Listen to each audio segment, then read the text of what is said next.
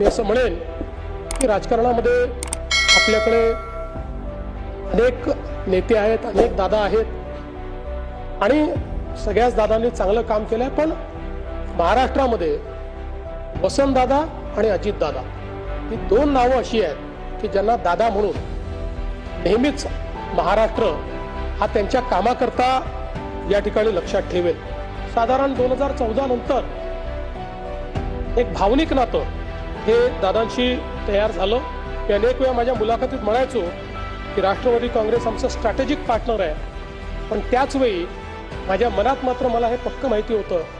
की अजितदादा हे काही स्ट्रॅटेजिक पार्टनर नाही आहेत, तर अंतःकरणातनं आपल्यावर प्रेम करणारा अशा प्रकारचा आपला मित्र म्हणून खरं म्हणजे अजितदादांकडे मी बघितलं आणि त्यांनीही माझ्याकडे त्याच पद्धतीनं बघितलं आणि जीवनभर मला असं वाटतं की आमचं ते नातं त्यांच्या अंतिम दिवसापर्यंत कायम